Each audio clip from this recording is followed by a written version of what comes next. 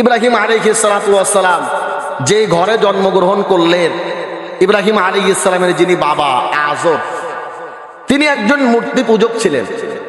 শুধু মূর্তি পূজক না, ইব্রাহিম আলাইহিস সালামকে আল্লাহ কেমন পরীক্ষার মধ্যে ফেললেন। সমস্ত নবী রাসূলকে আল্লাহ পরীক্ষার সম্মুখীন করেছেন, ইব্রাহিম আলাইহিস সালাম সব থেকে বেশি পরীক্ষার সম্মুখীন হয়েছে। কথা বলেন ঠিক কিনা? এমন একটা ঘরে পাঠালেন, বাবা আযর মূর্তি পূজক, শুধু মূর্তি পূজক না, যার কাজ হলো মূর্তি বানানো আর বাজারে সাপ্লাই দেওয়া। আল্লাহু আকবার বলেন। আযরের মূর্তিগুলো রাষ্ট্রীয় বিভিন্ন কোষাগারে, রাষ্ট্রীয় বিভিন্ন মন্ত্রণালয়ে আযরের মূর্তিগুলো স্থান পায়। বলেন তো দেখি, আযরের ওয়েট কি কম না বেশি? একটু আওয়াজ করে বলেন না, আযরের ওয়েট কি কম না বেশি?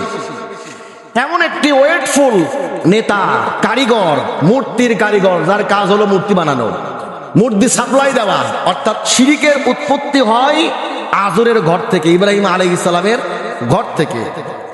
আল্লাহ তাআলা এমন একটা ঘরে ইব্রাহিম আলাইহিস সালামকে পাঠালেন। এবার বলেন, মূর্তির বিরুদ্ধে সংগ্রাম ইব্রাহিম আলাইহিস সালামের জন্য কঠিন নাকি সহজ? কঠিন নাকি সহজ?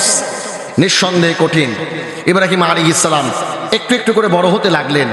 উনি চিন্তা করেন, আমার বাবা জঙ্গল থেকে কাঠ কেটে নিয়ে আসেন, ওই কাঠগুলোকে কেটে মূর্তি বানান, এগুলোকে আবার সেজদা করেন। পাথর নিয়ে আসেন, ওগুলোকে খোদাই করে মূর্তি বানান, এগুলোকে আবার পূজা করেন, রব মানেন। কেমন করে এগুলো রব হতে পারে? রব যিনি হবেন তাকে তো কেউ সৃষ্টি করতে পারবে না, তিনি সকলের খালেক হবেন, তাকে তো সৃষ্টি করা সম্ভব হবে না, তিনি সমস্ত শক্তির ঊর্ধ্বে হবেন। অথচ আমার বাবা কাঠ দিয়ে, পাথর দিয়ে মূর্তিগুলো বানায়, আবার পছন্দ না হলে ভেঙে দেয়। এটা কখনো আমার রব হতে পারে না। আমার রব হলেন তিনি, যিনি আমাদেরকে সৃষ্টি করেছেন, আমাদেরকে জীবন দিয়েছেন, আবার মৃত্যু দিবেন, মৃত্যুর পরে আবার তার সামনে দাঁড়াতে হবে। তিনি আমাদের রব। বলেন আল্লাহু আকবার। আমার মুসলমান বন্ধুগণ, পয়গম্বর ইব্রাহিম আলাইহিস সালাতু ওয়াস সালাম নিজের রবকে খুঁজতে লাগলেন। ইব্রাহিম আলাইহিস সালাতু ওয়াস সালাম চিন্তা করেন, আমার বাবা পাথর দিয়ে খোদাই করে যেই মূর্তি বানায়, এই মূর্তি কখনো আমার রব হতে পারে না। আমার বাবা যেই জঙ্গল থেকে কাঠ কেটে নিয়ে এসে কাঠগুলোকে কুড়াল দিয়ে কুপিয়ে কুপিয়ে মূর্তি বানায়, এই কাঠের তৈরি একটা পুতুল কখনো আমার রব হতে পারে না। আমার রব তো তিনি, যিনি আমাকে সৃষ্টি করেছেন। আমি যাকে সৃষ্টি করলাম সে কেমন করে আমার রব হয়? না না না, সে তো আমার রব হতে পারে না। আমার রব হলেন তিনি, যিনি আমাকে সৃষ্টি করেছেন, জীবন দিয়েছেন, যিনি আমাকে রিজিক দান করেন। এত সুন্দর জীবন যিনি দান করলেন, তিনি আমার রব। আবার মৃত্যুর পরে তার সামনেই আমাকে দাঁড়াতে হবে। তিনি চিরঞ্জীব, চিরস্থায়ী, আল হাইয়্যু কাইয়্যুম, যিনি হলেন চিরঞ্জীব, চিরস্থায়ী, তার কোনো মৃত্যু নাই। আমার মুসলমান বন্ধুগণ, পয়গম্বর ইব্রাহিম আলাইহিস সালাতু ওয়াস সালাম রবের সন্ধানে বের হয়ে গেলেন, রবকে খুঁজতে থাকেন। ইব্রাহিম আলাইহিস সালাম লক্ষ্য করে দেখেন, সূর্যটা গোটা পৃথিবীর মধ্যে আলো দেয়। ইব্রাহিম আলাইহিস সালাম চিন্তা করলেন, এটাই মনে হয় আমার রব। গোটা পৃথিবী যাকে আলোকিত করে দেয়, এটাই মনে হয় আমার রব।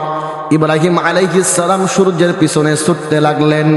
ছুটতে ছুটতে একটা সময় দেখেন সূর্যটা স্তমিত হয়ে যায়, সূর্যটাকে আর দেখা যায় না, অস্তমিত হয়ে যায়। পয়গম্বর ইব্রাহিম আলাইহিস সালাতু ওয়াস সালাম চিন্তা করে, না না না, এটা আমার রব হতে পারে না, কারণ আমার রব কখনো মলিন হয়ে যাবে না, বিলীন হয়ে যাবে না। আমার রব সব সময় এক অবস্থায় থাকবে। ইব্রাহিম আলাইহিস সালাম রাত্রেবেলা লক্ষ্য করে দেখেন, গোটা অন্ধকার জগৎটাকে মিটি মিটি আলো দিয়ে চন্দ্র আলোকিত করে দেয়। পয়গম্বর ইব্রাহিম চিন্তা করে, মনে হয় এটাই আমার রব। চন্দ্রের পিছনে ছুটতে লাগলেন। ছুটতে ছুটতে রাত যখন শেষ হয়ে গেল, সুবহ সাদিক হয়ে গেল, পয়গম্বর ইব্রাহিম আলাইহিস সালাম লক্ষ্য করে দেখেন চন্দ্রটাও অস্তমিত হয়ে যায়। ইব্রাহিম আলাইহিস সালাম চিন্তা করেন, না না না, এটাও আমার রব হতে পারে না। ইব্রাহিম আলাইহিস সালাম খুঁজতে খুঁজতে রব পেয়ে গেলেন। এবার ইব্রাহিম আলাইহিস সালাম বলে, এই চন্দ্রকে যে ওঠায় আবার অস্তমিত দেয়, এই সূর্যকে যে ওঠায় আবার অস্তমিত দেয়, আমাদের জন্য রিজিকের ব্যবস্থা করে, আমাদেরকে জীবন দিয়েছেন, আবার যার হুকুমে দুনিয়া থেকে বিদায় নিয়ে চলে যাওয়া লাগবে, আবার যার সামনে আমাদেরকে দাঁড়াতে হবে, তিনি হলেন আমাদের রব আল্লাহ। ইব্রাহিম আলাইহিস সালাম রবের সন্ধান পেয়ে গেলেন। আমার মুসলমান বন্ধুগণ, বড় লম্বা চওড়া ঘটনা বোঝানোর জন্য সংক্ষেপে আমি আপনাদেরকে বলতেছি। পয়গম্বর ইব্রাহিম আলাইহিস সালাম বাড়িতে চলে গেলেন। এবার কওমের মানুষকে ডেকে বলেন, ও কওমের লোকেরা, তোমরা যে মূর্তিগুলো বানাও, আবার ওই মূর্তিগুলোকে রব বলে গ্রহণ করো, ওই মূর্তিগুলোর কাছেই তোমরা সিজদা করো। কেমন করে এই মূর্তিগুলো তোমাদের রব হতে পারে? যেগুলোকে বানাও আবার পছন্দ না হলে নিজের ইচ্ছাই ভেঙে দাও, এইগুলো কেমন করে তোমাদের রব হতে পারে? আমার আল্লাহ পাক রব্বুল আলামিন এই কথাগুলো কি কোরআনুল কারীমের মধ্যে সুন্দরভাবে বর্ণনা করেছেন। কোরআনুল কারীমের 21 নম্বর সূরা সূরাতুল আম্বিয়া, আল্লাহ পাক রব্বুল আলামিন বলেন, ইয ক্বালা লিআবিহি ওয়া কওমিহি মা হাযিহি তাবাতিলুল্লাতী আনতুম লাহা আকিফুন।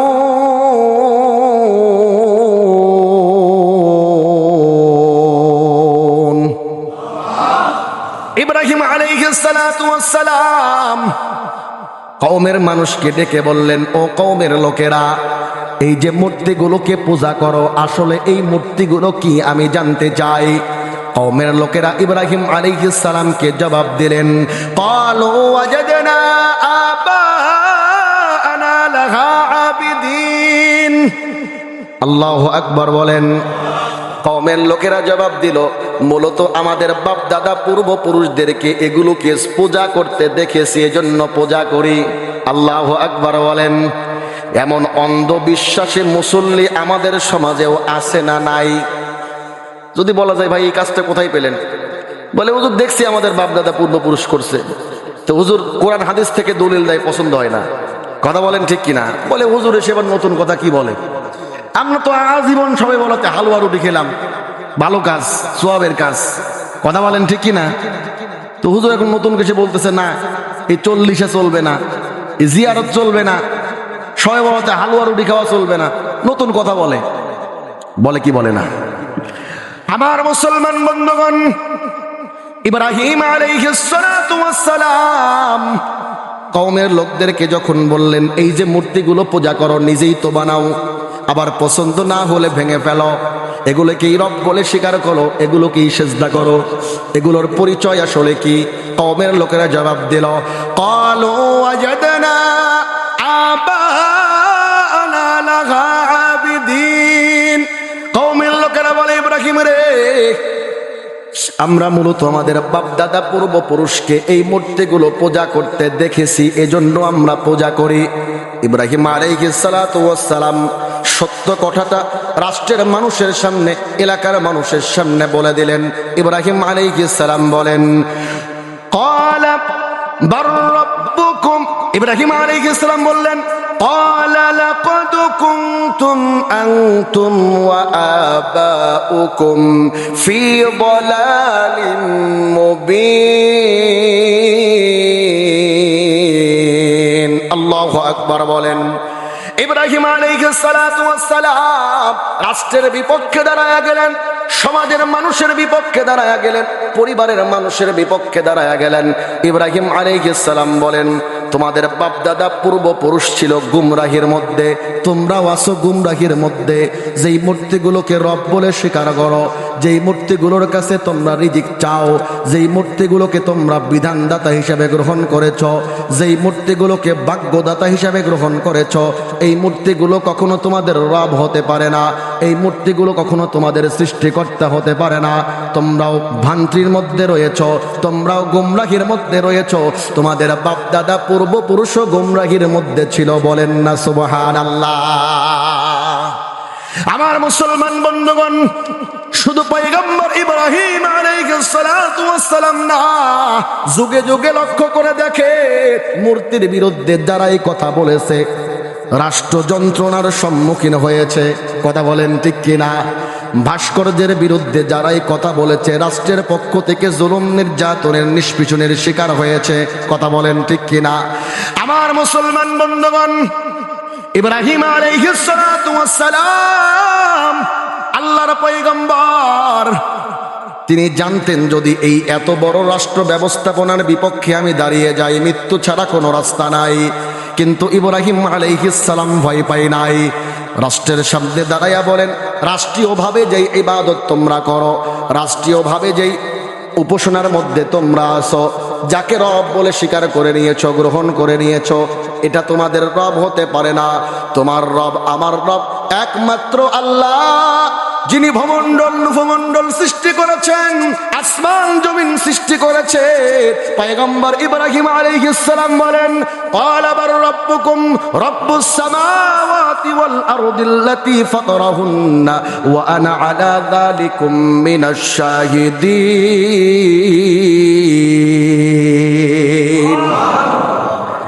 আমার মুসলমান বন্ধুগণ, পয়গম্বর ইব্রাহিম আলাইহিস সালাম পরিবারের বিপক্ষে দাঁড়ায়া গেলেন। পয়গম্বর ইব্রাহিম আলাইহিস সালাম সমাজের মানুষের বিপক্ষে চলে গেলেন। পয়গম্বর ইব্রাহিম আলাইহিস সালাম রাষ্ট্রের মানুষের বিপক্ষে চলে গেলেন। রাষ্ট্র যন্ত্রণার সামনে দাঁড়াইয়া, রাষ্ট্র শক্তির সামনে দাঁড়াইয়া রাষ্ট্রের বিরুদ্ধে ফতোয়া দিয়ে দিলেন। বলেন তো দেখি, বিপদ আছে না নাই? আওয়াজ করে বলেন, বিপদ আছে না নাই? পয়গম্বর ইব্রাহিম আলাইহিস সালাম যখন এই ফতোয়া দিয়ে দিয়েছেন, তোমরা যে মূর্তির পূজা করো, এই মূর্তি তোমাদের রব না, যেটা নিজে হাতে বানাও, আবার পছন্দ না হলে ভেঙে ফেলো, এটা কেমন করে তোমাদের রব হয়? এটা তোমাদের রব হতে পারে না। মুহতারাম হাজরিন, যখন এই ফতোয়া দিয়েছে, বাবা তো মূর্তির কারিগর, বাবার পেটটা চলে এই মূর্তি বানানোর মাধ্যমে। কথা বলেন ঠিক কিনা? বাবাও সন্তানের বিপক্ষে গেছে, পরিবার সন্তানের বিপক্ষে গেছে, সমাজ সন্তানের বিপক্ষে গেছে, রাষ্ট্র সন্তানের বিপক্ষে গেছে। কথা বলেন ঠিক কিনা? ইব্রাহিম আলাইহিস সালাম ভয় পেলেন না। ইব্রাহিম আলাইহিস সালাম তার সংগ্রাম চালিয়ে যেতে লাগলেন, দাওয়াতি কার্যক্রম চালিয়ে যেতে লাগলেন। নানান প্রকার রাষ্ট্রীয় চাপ, পারিবারিক চাপ ইব্রাহিম আলাইহিস সালামের উপর আসতে লাগলো। আমার ভাইয়েরা, যুগে যুগে যারাই শিরিকের বিরুদ্ধে কথা বলেছে, আল্লাহর আইনের পক্ষে, একত্ববাদ খোদার পক্ষে যারাই সংগ্রাম করেছে, দাওয়াত দিয়েছে, তাদেরকেই জুলুম নির্যাতন নিষ্পীড়নের সম্মুখীন হতে হয়েছে। কথা বলেন ঠিক কিনা? পৃথিবীর ইতিহাস লক্ষ্য করে দেখেন, যারাই এই শিরকের বিরুদ্ধে কথা বলেছে তাদেরকেই জুলুম নির্যাতন নিষ্পীড়নের সম্মুখীন হতে হয়েছে। এই শিরককে আজকে সুকৌশলে আমাদের মধ্যে ঢুকিয়ে দেওয়া হচ্ছে। সুকৌশলে আজকে আমার সন্তানের মগজের মধ্যে শিরককে ঢুকিয়ে দেওয়া হচ্ছে। ওরা জানে মুসলমানের সন্তানের সম্মুখে যদি সরাসরি একটা মূর্তি এনে দেওয়া হয়, এটা গ্রহণ করবে না। তো ছলে বলে কৌশলে ওই শিরকি কার্যক্রমের নাম দিয়েছে পহেলা বৈশাখ। অথচ বাঙালি সংস্কৃতির সঙ্গে এই পহেলা বৈশাখের ন্যূনতম কোনো সম্পর্ক নাই। কথা বলেন ঠিক কিনা? ইতিহাস বলতে গেলে অনেক সময়ের প্রয়োজন। কিভাবে আসলো এই পহেলা বৈশাখ? কিভাবে আসলো পহেলা বৈশাখ? বাংলা সন সৃষ্টি হওয়ার, তৈরি হওয়ার বহুকাল পরে পহেলা বৈশাখের আবির্ভাব। আমার ভাইয়েরা, এটা বলতে গেলে অনেক সময়ের প্রয়োজন। তবে পহেলা বৈশাখের নামে সুকৌশলী আজকে আমাদেরকে শিরিক, এটা আমাদের মগজের মধ্যে ঢুকিয়ে দেওয়া হচ্ছে। কথা বলেন ঠিক কিনা? এবার বলেন, মুসলমানের সন্তান কি শিরিকের পক্ষে থাকতে পারে? আওয়াজ করে বলেন, মুসলমানের সন্তান কি শিরিকের পক্ষে থাকতে পারে?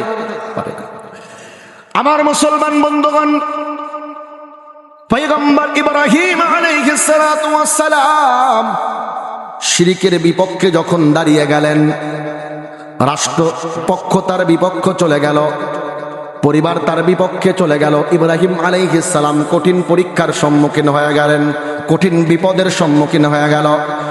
লক্ষ্য করে দেখবেন, এলাকার মধ্যে যদি কোনো একটা যুবক কোনো কাজ করতে গিয়ে ভালো কাজ করার পরেও রাষ্ট্রীয়ভাবে কোনো মামলা হামলার সম্মুখীন হয়েছে, আশেপাশে কোনো বন্ধু খুঁজে পাওয়া যায় না। কথা বলেন ঠিক কিনা? মুসলমান বন্ধুগণ, গোটা রাষ্ট্র একদিকে, পরিবার একদিকে, সমাজ একদিকে, ইব্রাহিম আলাইহিস সালাম আরেকদিকে। এরপরেও ইব্রাহিম আলাইহিস সালামের দিলের মধ্যে কোনো ভয় নাই, কারণ পয়গম্বর ইব্রাহিম আলাইহিস সালাতু ওয়াস সালাম চিন্তা করেন, আমার সাথে যদি কেউ না থাকে, গোটা পৃথিবী যদি একদিকে চলে যায়, আমি ইব্রাহিম যদি আরেক দিকে চলে যাই, রাষ্ট্র যদি একদিকে চলে যায়, আমি ইব্রাহিম যদি আরেক দিকে চলে যাই, পরিবার যদি আমার থেকে সম্পর্ক ছিন্ন করে, বাবা যদি সন্তানের পরিচয়কে অস্বীকার করে, কোনো প্রবলেম নাই, কোনো টেনশন নাই, কারণ আমি আমার আল্লাহর একত্ববাদের পক্ষে কথা বলি। দুনিয়ার কেউ না থাকুক, আমার রব তো আমার সাথে আছে। কথা বলেন ঠিক কিনা? আমার মুসলমান বন্ধুগণ, পয়গম্বর ইব্রাহিম আলাইহিস সালাতু ওয়াস সালাম সমাজের মধ্যে দাওয়াতি কার্যক্রম করতে লাগলেন, সমাজের মানুষকে বোঝাতে লাগলেন, তোমরা যেই মূর্তিগুলোকে রব বলে স্বীকার করো, যেই মূর্তির কাছে মাথা নত করো, যেই মূর্তির রব বলে স্বীকার করে নিয়েছ, এগুলো কখনো তোমাদের রব হতে পারে না। তোমাদের রব হলেন আল্লাহ, যেই আল্লাহ আমারও রব। তোমাদের সৃষ্টিকর্তা হলেন আল্লাহ, যেই আল্লাহ আমারও সৃষ্টিকর্তা। তোমাদের রিজিক দাতা হলো আল্লাহ, যেই রিজিক দাতা আমারও রিজিক দাতা। সুতরাং উনি একক, তার কোনো শরিক নাই। উনি আমাদের রব, উনি আমাদের সৃষ্টিকর্তা, উনি আমাদের বিধানদাতা, উনি আমাদেরকে জীবন দান করেছেন। মৃত্যুর পরে আবার তার কাছেই আমাদেরকে যেতে হবে। ইব্রাহিম আলাইহিস সালাতু ওয়াস সালাম এইভাবে যখন মানুষের মধ্যে দাওয়াত দিতে লাগলেন, মুসলমান বন্ধুগণ, মানুষ তো বুঝতে চায় না। কথা বলেন ঠিক কিনা? কারণ যখন কেউ গুমরাহির মধ্যে চলে যায়, হাজার দাওয়াত দেওয়ার পরে ওই গুমরাহি থেকে ফিরাই আনতে বড় কষ্ট হয়ে যায়। কথা বলেন ঠিক কিনা? আমার মুসলমান বন্ধুগণ, ইব্রাহিম আলাইহিস সালাতু ওয়াস সালাম এইভাবে দাওয়াতি কার্যক্রম চালাতে লাগলেন, আর সুযোগের অপেক্ষায় থাকেন কেমন ভাবে ওই মূর্তিগুলোকে শেষ করা যায়, কেমন ভাবে মূর্তিগুলোকে ধ্বংস করা যায়। তাফসীরের কিতাবের মধ্যে লেখা হয়, পয়গম্বর ইব্রাহিম আলাইহিস সালাতু ওয়াস সালাম এইভাবে সুযোগ খুঁজতে লাগলেন। ইব্রাহিম আলাইহিস সালামের কওমের লোকেরা বছরে একটা দিন একটা মেলার আয়োজন হতো। ওই মেলায় সকলে এলাকা থেকে বের হয়ে মাঠের মধ্যে জড়াও হতো। যেমন ভাবে আপনাদের সমস্ত এলাকার মানুষগুলো ঈদের দিন নামাজের জন্য এই ঈদগাহে জড়া হয়। কথা বলেন ঠিক কিনা? ইব্রাহিম আলাইহিস সালাতু ওয়াস সালাম কওমের লোকেরা এইভাবে মেলার দিনে ঘর থেকে বের হয়ে নারী পুরুষে সকলে এক জায়গায় একত্রিত হয়, সারাদিন মেলার মধ্যে আনন্দ উল্লাস করে, সন্ধ্যাবেলা বাড়ি ফিরে আসে। ইব্রাহিম আলাইহিস সালামকে তার বন্ধুরা বলে, ইব্রাহিম, আমাদের আনন্দ উল্লাসে কি তুমি অংশগ্রহণ করবা না? মেলায় কি তুমি যাবা না? ইব্রাহিম আলাইহিস সালাম বললেন, আমি একটু অসুস্থ, আমি যেতে পারবো না। মুসলমান বন্ধুগণ, কোরআনের আয়াত ধরে ধরে যদি আলোচনা করতে যাই সময় অনেক লাগবে, শুধু ঘটনাটা আমি আপনাদেরকে বলার চেষ্টা করতেছি। ইব্রাহিম আলাইহিস সালাম বললেন, আমি অসুস্থ, আমাকে একটু রুখসত দাও। মুসলমান বন্ধুগণ, সকলেই মেলায় গেছে। ইব্রাহিম আলাইহিস সালাম এবার সুযোগ পাইছে, মন্দিরের মধ্যে ঢুকে, তাদের উপাসনালয়ের মধ্যে ঢুকে যতগুলো মূর্তি ছিল সব কটা মূর্তিরে কুড়াল দিয়া কুপাইয়া মাটির মধ্যে সব মিশাইয়া দিছে। বলেন সুবহানাল্লাহ। মাটির মধ্যে সব পড়ে আছে। কুড়ালটা সব থেকে বড় মূর্তি, যেটা ওটার ঘাড়ের মধ্যে ঝুলানো। সুবহানাল্লাহ কোন ওইটারে মারেন নাই। ইব্রাহিম আলাইহিস সালাম তো কৌশলী। এই হিকমত কৌশল দান করেছেন কে? আওয়াজ করে বলেন, কৌশল দান করেছেন কে? আল্লাহ। ইব্রাহিম আলাইহিস সালাম চিন্তা করলো, এটা সুযোগ। যেই মূর্তিগুলোকে রব বলে স্বীকার করে, যে মূর্তিগুলোর কাছে মাথা নত করে, এইগুলো আজকে কোপায় আওয়াজ করবো, দেখি ঠেকাই কে। ইব্রাহিম আলাইহিস সালাম ওদের উপাসনালয় ঘরের মধ্যে ঢুকছে। ঢুকার পরে যতগুলো মূর্তি ছিল সবগুলোরে ভাঙছে, কুড়াল দিয়া ভেঙে মাটির মধ্যে মিশাইয়া দিছে। সব থেকে বড় যেটা, ওইটার ঘাড়ের মধ্যে কুড়ালটা বাঁধায়া বের হয়ে চলে আসছে।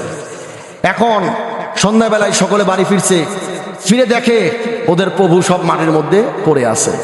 হাও মাও করে কান্না করতেছে, হারে আমাদের প্রভুগুলোর সঙ্গে এমন আচরণ কে করলো।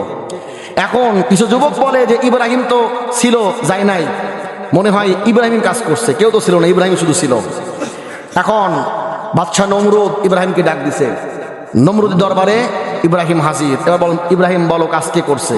বলে আমার প্রশ্ন করার কি দরকার আছে, তোমার সব করে রব মাটির মধ্যে শুয়ে থাকলে এক নদরাই আছে, ওর ঘাড়ের মধ্যেই কুড়ালটা জোড়ানো, আমার কেন জানি মনে হয় ও এগুলো করছে।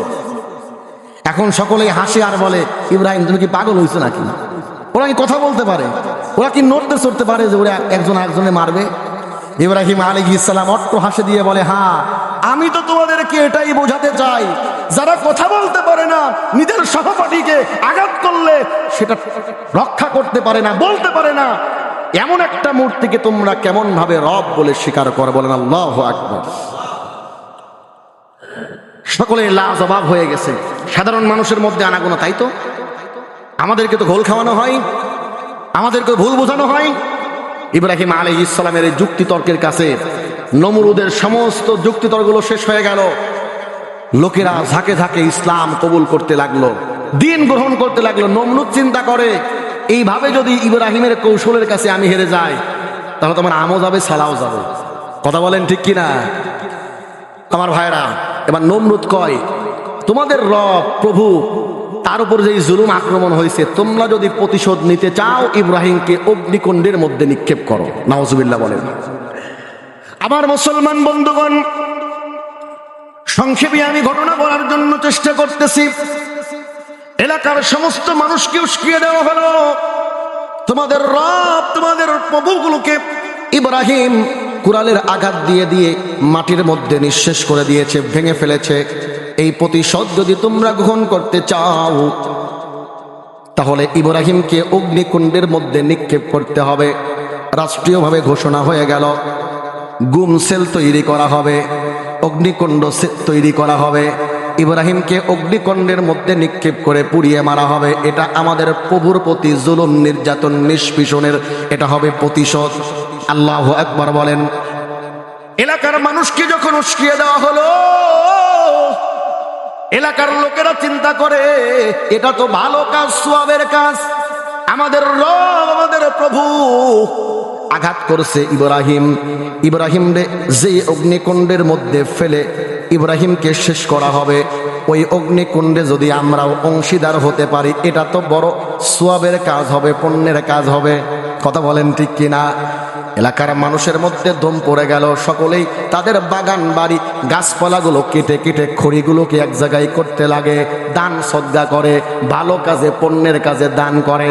আমার মুসলমান বন্ধুগণ, তাফসীরের কিতাবের মধ্যে লেখা হয়, ইব্রাহিম আলাইহিস সালাতু ওয়াস সালাম যেই অগ্নিকুণ্ড নির্মাণ করা হলো, মুসলমান বন্ধুগণ 40 মাইল দূরত্ব থেকে সেই আগুনের আঁচ পাওয়া যায়, কাছে যাওয়া যায় না। আগুন যখন জ্বালিয়ে দেওয়া হয়েছে, দাও করে জ্বলতেছে, 40 মাইল কাছেও তার ভিড়া যায় না, এত দূরত্ব থেকেও আগুনের তাপ পাওয়া যায়। আমার মুসলমান বন্ধুগণ, এবার নমরুদ বলে, কিভাবে ইব্রাহিমকে অগ্নিকুণ্ডের মধ্যে নিক্ষেপ করা হবে? বিশাল বড় একটা চরকা বানাও। বিশাল বড় একটা চরকা বানানো হলো, চরকার উপরে ইব্রাহিম আলাইহিস সালামকে বেঁধে দেওয়া হলো। এবার বলা হলো, চরকাটা ঘুরাইয়া অগ্নিকুণ্ডের মধ্যে ইব্রাহিম রে ফেলাইয়া দাও। ইব্রাহিম আলাইহিস সালাতু ওয়াস সালাম তার চোখে মুখের মধ্যে কোনো আতঙ্কের ছাপ নাই, কারণ তার ঈমান যার উপরে, তিনি হলেন সকল ক্ষমতার উৎস, সকল ক্ষমতাধর বাদশাদের ক্ষমতাধর বাদশা। কথা বলেন ঠিক কিনা আমার মুসলমান বন্ধুগণ? ইব্রাহিম আলাইহিস সালাতু ওয়াস সালাম এইভাবে যখন চরকি বানাইয়া ওই চরকির মধ্যে ইব্রাহিম আলাইহিস সালামকে বেঁধে যখন অগ্নিকুণ্ডের মধ্যে নিক্ষেপ করা হলো, আমার আল্লাহ তাআলা আগুনকে আদেশ দেয়, কুল্লা ইয়া নারু কুনি বারদাও ওয়া সালামান আলা ইব্রাহিম।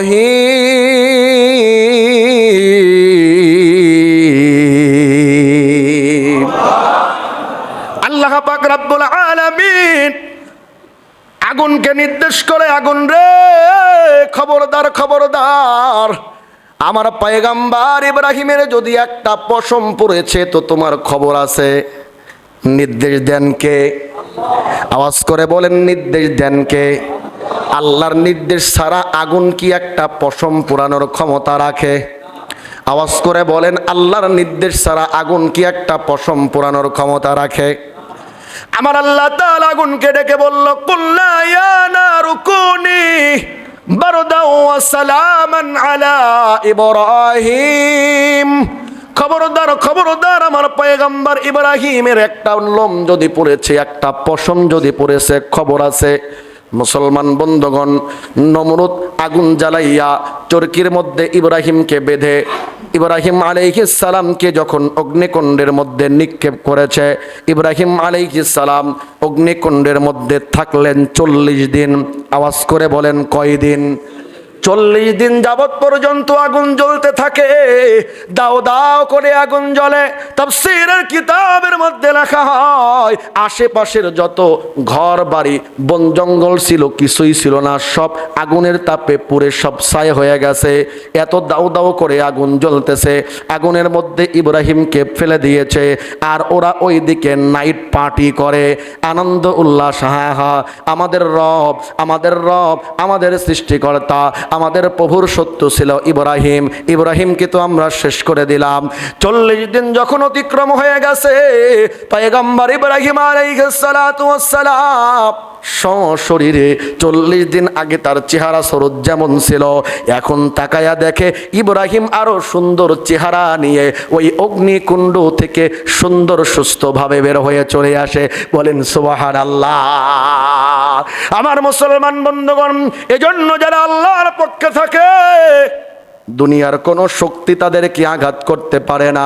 কথা বলেন ঠিক কিনা? আমার আল্লাহ তাআলা আগুনকে অর্ডার করে, বারদাও ওয়া সালামান আলা ইব্রাহিম। আগুন রে, আমার ইব্রাহিমের জন্য শীতল ঠান্ডা হয়ে যাও। শীতল ঠান্ডা, বারদাও ওয়া সালামান। আল্লাহ তাআলা 2টা শব্দ ব্যবহার করেছেন। তাফসীর খুব ভালো করে বুঝবেন। আমার আল্লাহ যদি শুধু বারদান শব্দ ব্যবহার করতেন, অতি ঠান্ডা হয়ে যেত, ইব্রাহিমের জন্য এটা বড় কষ্টকর হয়ে যেত। আমার আল্লাহ বলেন, বারদাও ওয়া সালামান, এ আগুন রে, আমার পয়গম্বর ইব্রাহিমের জন্য শীতল ঠান্ডা হয়ে যাও।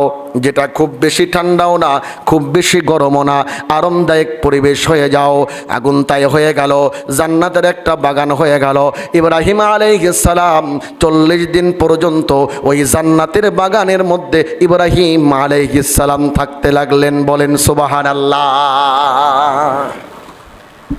আমার ভাইয়েরা, এই জন্য ইব্রাহিম আলাইহিস সালাম শুধু না, যুগে যুগে যত নবী রাসূল এসেছেন, সকলের দাওয়াত ছিল শিরিকের বিপক্ষে, একত্ববাদের পক্ষে। কথা বলেন ঠিক কিনা?